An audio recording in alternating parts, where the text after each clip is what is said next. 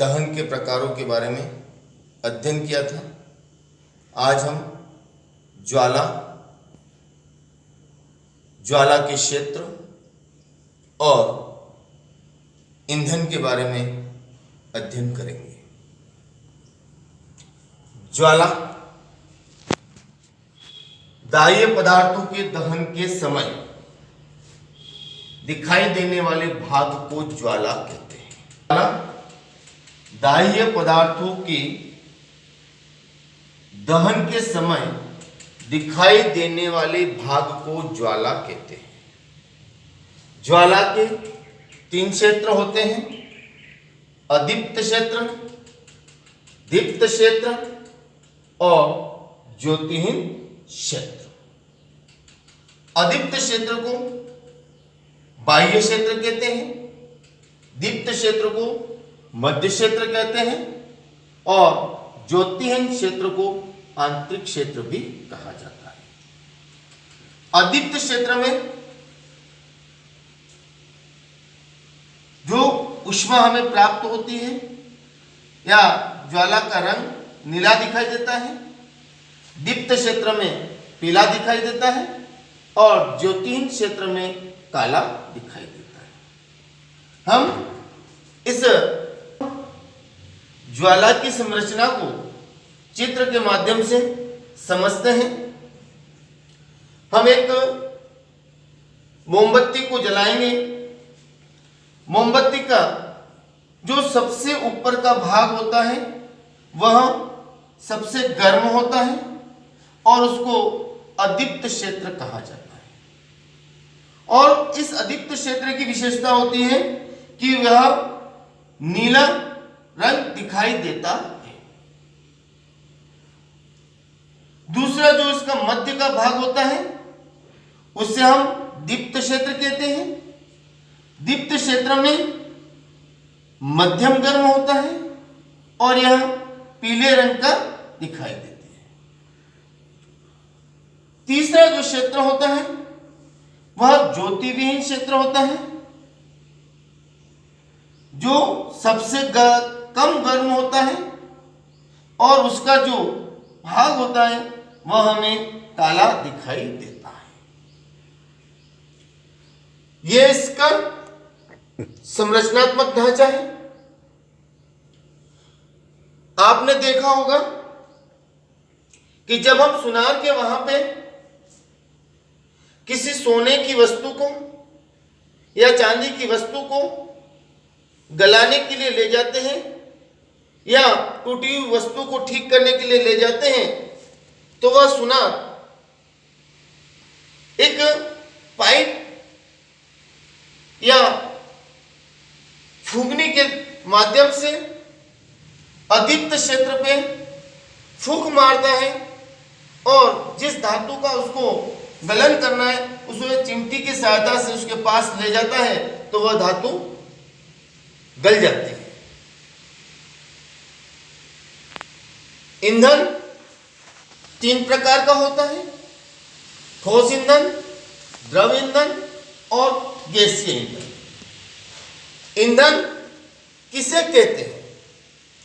तो जो पदार्थ जलने पर ऊष्मा प्रदान करता है, प्रकाश प्रदान करता है, उसे ईंधन कहते हैं। ठोसीय ईंधन के अंदर हम उदाहरण ले सकते हैं कोयला,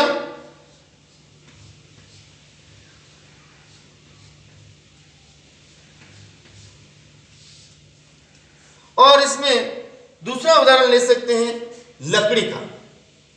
द्रव्य ईंधन में मिट्टी का तेल,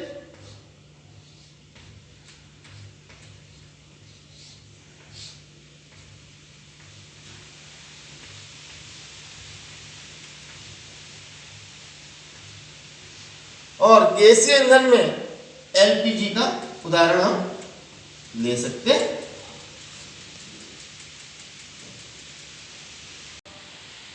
ऊष्मीय मान किसे कहते हैं? किसी पदार्थ के जलने पर उससे प्राप्त ऊष्मीय मान को, ईंधन का ऊष्मीय मान कहा जाता है, उसे किलो जूल प्रति किलोग्राम में व्यक्त किया जाता है। के जे ऑब्लिक के जी में व्यक्त किया जाता है। ईंधन का ऊष्मीय मान ज्ञात करने के लिए ईंधन का ऊष्मीय मान बराबर पदार्थ का ऊष्मीय मान बटे पदार्थ का द्रव्यमान। हम इसको एक उदाहरण से समझते हैं। किसी पदार्थ का द्रव्यमान 4.5 केजी है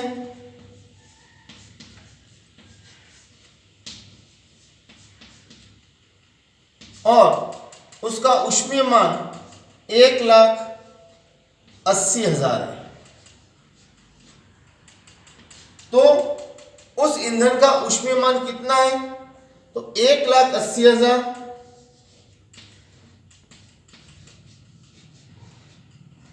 बटे 4.5 बराबर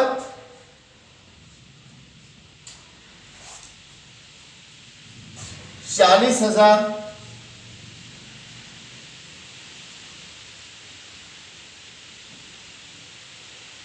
के जे ऑब्लिक के जी। ठीक, वह ईंधन जो सबसे सस्ता हो, सभी स्थान पे सहज सुलभ हो जाए, जो अधिक ऊष्मा प्रदान करे तथा कम प्रदूषण को फैलाए, जो ईंधन जलने के पश्चात कम से कम कार्बन के कणों को विसर्जित करता है, वह ईंधन अच्छा ईंधन होता है, साथ ही सस्ता भी होता है। ईंधन और पर्यावरण। ईंधन का पर्यावरण पे सर्वाधिक जो प्रभाव हो रहा है वह हानिकारक प्रभाव पड़ रहा है।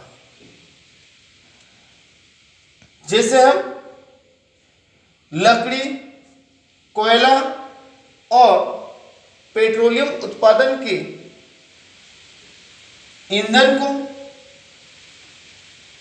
बिना जले भी उससे कार्बन के कण विसर्जित होते हैं, जो वायुमंडल को प्रदूषित करता है और इससे श्वास रोग उत्पन्न होता है। दूसरा, जब किसी ईंधन को बंद कमरे में जलाया जाता है तो उससे विषैली गैस कार्बन मोनोऑक्साइड उत्पन्न होती है। यह कार्बन मोनोऑक्साइड गैस जो होती है वह इतनी खतरनाक होती है कि उससे व्यक्ति मृत्यु को प्राप्त हो जाता है। ईंधन की पर्यावरण पर तीसरा हानिकारक प्रभाव जो आज हम देख रहे हैं ग्लोबल वार्मिंग का, वह हमें प्राप्त हो रहा है। संबंधित महत्वपूर्ण और परीक्षा उपयोगी प्रश्नों को डिस्क्रिप्शन बॉक्स में लिखा जा रहा है। आप उसको अपनी नोटबुक में हल करके अपने ज्ञान पिपासा को शांत करें।